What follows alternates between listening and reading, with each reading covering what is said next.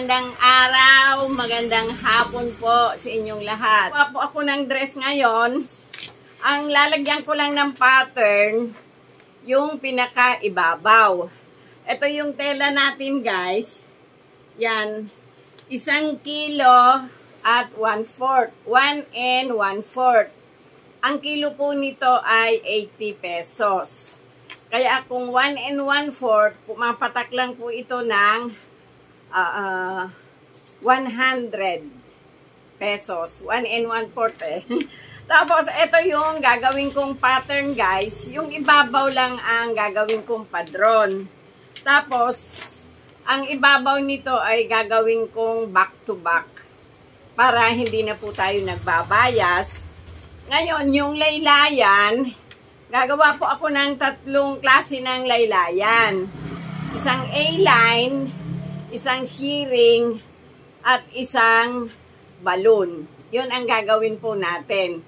Papakita ko po sa inyo kung paano nyo na lang isukat itong pang-ibabaw doon sa pang-ibaba. O, tara guys. Gagawin muna natin itong pattern na pang-ibabaw. Simple lang po ito. O guys, ito yung ating typewriting. Yan. Ang sukat nito ay 2 typewriting to. Ang sukat niya ay 16 by 11. Oh, yan guys, 16 by 11. Ang kukunin ko dito, kumuha muna tayo ng 7 inches and a half. Oh, yun, doon tayo. Tapos, ang sleeve po nito ay 18, kaya dito tayo sa 9 times 2, 18, dito po tayo bababa. Ngayon dito naman, baba din tayo ng 9 inches. Doon po sa 9 inches, iguhit natin siya papunta doon sa tabi. O, yan. Ito yung galing doon na 7 and a half. At ito yung galing dito na 7 and a half. Ang base nito guys ay 40. Lalagyan ko po ng 40 kasama na po yung allowance. Yun, doon po tayo. Ngayon guys, dito sa 9 inches na to na sleeve po ito eh. I-divide nyo sa 3 inches. Kaya 3, 6, 9. Dito po sa 3 inches, ito guys, itong 9 na to, ituwid muna natin yung guhit pataas. O, yun. Dito sa start ng divide nyo na 3, pumasok po kayo ng 1 inch. At dito po ay 1 inch din. O, di ba po ito ay 9? Ngayon, itong 9 na to, bumaba kayo ng 1 inch. Etong 1 inch, connect nyo na po dito sa dulo ng etong gagawin nating neck mamaya. Oh, ito na siya guys Ang neck natin ay 3 inches dito, tapos down 7 inches. Yung 3 inches, i-connect nyo dun sa 7 na binaba nyo doon. Guhitan nyo po siya paakyat doon. O, nakaakyat na po tayo. Ngayon, ito yung 40 inches guys na bas nung damit. Yung pinaka-dibdib. Etong 3 inches na to, dito kayo sa hatiin nyo sa 1 and a half. Kasi, etong 40 inches na to, aakyat po kayo dito. Pumunta kayo doon sa pinasok nyo na 1 inches at bumalik kayo doon. O, yun siya guys. Tapos dito, 40 inches po yung base. Ngayon dito guys, kasi lalagyan natin ng konting korte yung damit, bumaba kayo dito ng 9 inches. Yung 9 inches, i-connect nyo doon sa 40 inches. Oh, Ayun na siya guys Eto, gupitin na po natin papunta doon. Tapos guys, dito, yung ipinasok nyo doon na 1 inch at yung binaba nyo doon na 1 inch and a half, doon kayo maglalanding. Oh, eto na po yung side niya, kilikili. Ngayon, eto na yung pinaka front natin. Oh. Mamaya guys, yung ating back, papakita ko na lang sa inyo mamaya pag tinabas na natin yung tela. Oh guys, itong ibang tela natin, medyo ritaso sila. Yan. Yung ritaso, ilalagay natin sa front. Oh, itong tela kong ito guys, buo ito. At ang yardage nito ay 2 yards and 1/4. Tapos, ang width niya ay 60. Ngayon, ang ginawa ko dito, eto siya guys. Pag nakuha nyo yung 2 yards and 1/4, yan, tiklop nyo siya papunta doon at yung dalawang tabi, eto, kukunin natin siya dito. Oh, ito siya guys. Yan. Ngayon, ito guys, ilapat nyo doon. Ito oh. Ito yung tabi, ipantay nyo dito yung buo.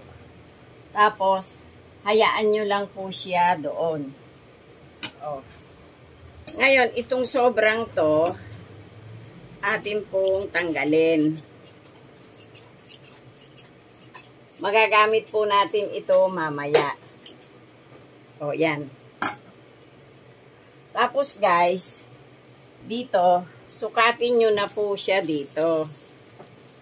Yan. Mula doon sa dulong yon hanggang doon sa pinagtiklupan natin ito, yon 41 inches ang inabot. Ngayon, yung 41 inches, dalhin nyo naman dito sa kabilang to. Mula dito sa 41 inches, gupitin nyo na po siya papunta doon. O, yun guys, yun yung natira doon sa kabilang dulo. Tapos, eto, nakuha na natin. Ito na siya guys. O guys, ito yung body ng pattern natin. Tapos ito, ayan, itong nakatiklop na to, bali, buo ito. Yan, isang piraso din po ito. Ngayon, pag tinabas nyo, hindi nyo na po kailangan sukat-sukatin. Ito lang pong body, ito, yan, ito guys, oh, yung body natin. I-flat nyo ng ganito dito sa front. Kung maluwag pa doon, iakyat nyo ng eksakto kayo doon sa tabi. Ayun guys. Ngayon mula dito, gupitin na po natin papunta doon. O, ito po yung natanggal. Bali, ito pong natirang ito na po yung pinaka laylayan ng ating body. Ito na po yung balon. O, nakuha na po natin yung laylayan. Alam nyo na po kung paano nyo siya tabasin. Ngayon dito sa body, ito kasi guys, ano na to pinagtabasan ko na din. Yan. Ang kukunin ko muna, yung front. Back to back kasi ito guys, kaya pag kinuha natin yung front, kailangan 2 piraso. Yung 2 piraso, itiklop natin sa 2. O, ito guys O, yan. Ngayon dito, katin nyo ng pabi.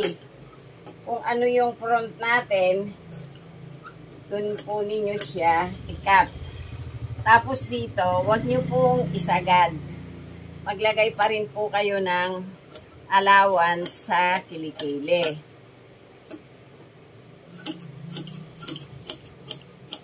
O, nakuha natin yung front. Ito sa back, ganun din, i-fold nyo ng kasinlapad ng ating front. Yan. Ang back ay buo pa rin. Kasi ito guys, magkakasya at magkakasya sa ulo ng magsusuot kasi maluwag po yung ating neck. O, ito na guys. Ito naka-B. Itong kukunin nyo dito, bumaba lang po kayo dito ng 1 inch. Yung 1 inch, iakyat nyo po doon. Tapos, sundan nyo na lang po yung tabas ng ating front.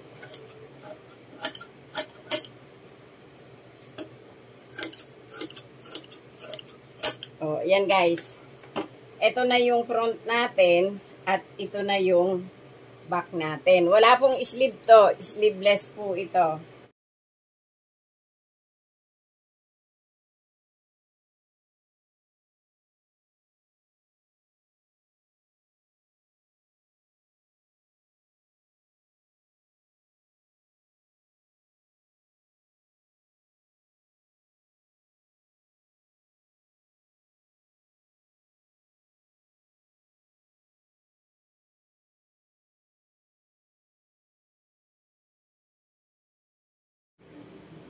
Oh guys, ito na yung pangatlo natin.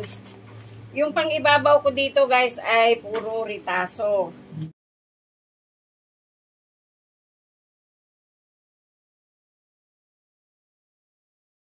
Ito po yung haba natin. 27 ang haba. Tapos ang width po nito ay 64.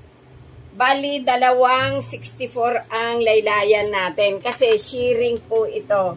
O guys, ito yung front. Tatahiin ko muna siya ng ganyan. Pagdikitin nyo yung parehong right side, tahiin natin dito, tahiin dito, dito, at saka dito. O yan guys, natahian ko na siya dito sa dalawang kilikili at saka dito. Dito sa B, gupitan nyo ng konti, pero wag nyong isasagad doon sa tahi. Tapos guys, dito, gupitan nyo yung kurbada. Yun. Ito, mga kurbada to. Yan. O. Pagkagupit ng kurbada, atin pong baliktarin. O, ito siya guys, nabaliktad natin, itatap ko muna uli sa makina. Oh guys, ito na yung front natin. Na 1/16 ko na yung kilikili, yung front, at saka yung isang kilikili. Oh, ito yung kanyang 1/16. Ngayon, ito na yung back natin. Dito sa back guys, ilagay nyo na siya dito. Igitnaan nyo po siya sa back. Pagka po kasing tela na ganito, medyo gumagalaw po talaga yan. Ang importante po, pantay sila. Ngayon, pag nailagay nyo na yan, etong kabilang back, eto guys, idapan nyo na. Ipantay nyo siya doon sa kapwa back niya. Kasi naayos nyo na ito, wala na siyang problema. O. Yan. Ngayon dito sa parteng ito, maglalagay po tayo ng aspile para po hindi gumalaw yung ating front. O, yan siya guys.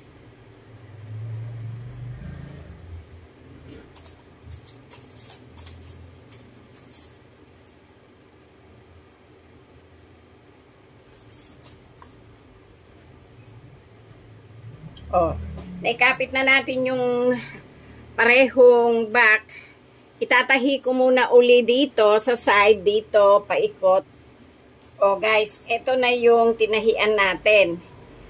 ginupitan ko na rin po yung mga tabi. Dito, dito, at saka dito. Yung pong side, huwag nyo na pong gupitan kasi straight lang naman po yan. O, saka po natin siya baliktarin. O, ito na po yung ating back to back. Ngayon, para matibay, papasadahan ko rin ulit po dito ng 1/16 paikot. O guys, ito na yung skirt natin. Dudugtungin ko lang sa side at saka lalagyan natin ng bulsa bago natin ikapit mamaya dito sa pinaka blouse niya. O guys, ito na yung skirt natin. Yan. Natupian ko na siya, nalagyan ko na siya ng bulsa. Tapos, ito na po, idudugtong na natin dito sa ginawa nating blouse. Ito guys, itong side nitong blouse, itapat nyo doon sa side nung skirt. Yan, dito guys, oh. Itapat natin dito, tapos maglagay kayo ng aspili at tahiin na po natin siya paikot. Yan, ito guys, oh. Ito na yung blouse natin sa loob. Pinasok ko na siya. Ngayon, itong palda, talagang medyo maluwag ito na ang konti. Ngayon, ang gawin ninyo, ganito lang po yun. Hawakan nyo siya dito. Dito, habang tumatakbo kayo, ihilahin nyo yung blouse. Yan. Para medyo bumigay yung skirt. Kasi pangit po siya pag mas maluwag yung ibabaw kaysa yung ilalim.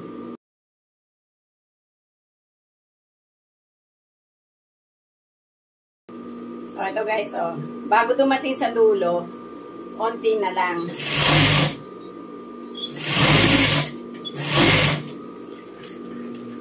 O, tapos na po ito. Ipa-5 thread ko lang.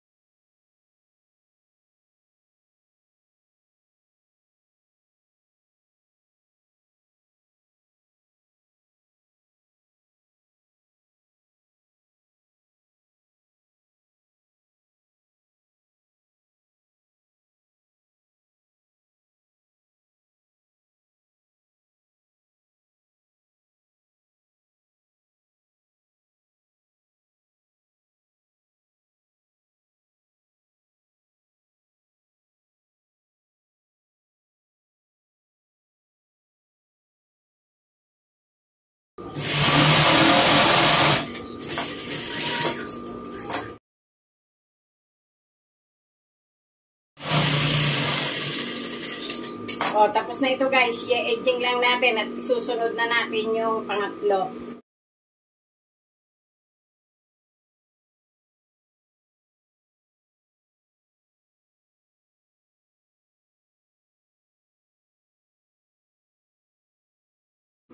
O guys, ito na yung pangatlo natin. Ito na shearing ko na. Nalagyan na rin natin ng bulsa at natupian na. Ngayon, ito yung pinaka-body. Kasi kung ano yung ginawa natin doon sa dalawa, ganun din to. Kaya, hindi ko na ipinakita kung paano ko binuo. Yan, idudugtong na po natin dito sa pinaka-skirt niya.